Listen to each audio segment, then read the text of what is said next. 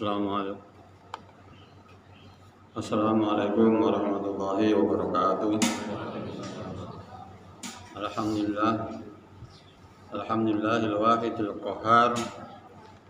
Asyhadu an la ilaha illallah wa asyhadu anna Muhammadan abduhu wa rasuluhu minal khalaiqi wal bashar alladzi balagha risalatahu minal laili wan nahar.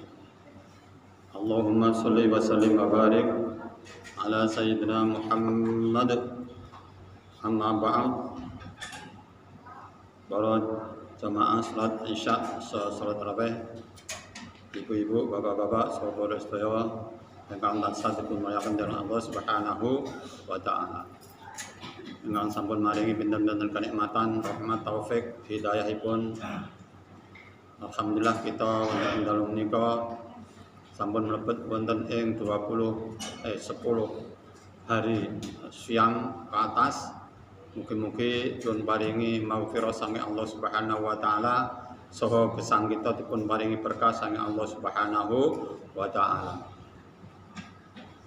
Berkah menika wonten samalipun kisah inggih menika sampun viral populer inggih menika Nabi Yusuf alaihi salam. Nabi Yusuf alaihi salam menika wau seda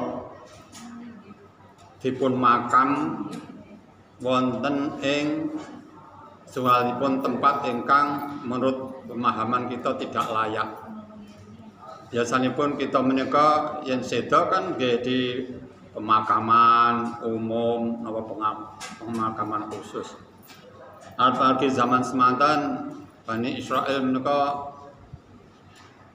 antawis setunggalipun menika mboten kompak, penake dimakam neng ndi, sampai berhari-hari akhiripun keputusanipun dimakam teng pinggir kali. Teng pinggir kali menika dipun wadahi peti. Pamit kalinipun ngetan-ngetan nggih to. Dimakam yang pinggir kali sebelah kidul.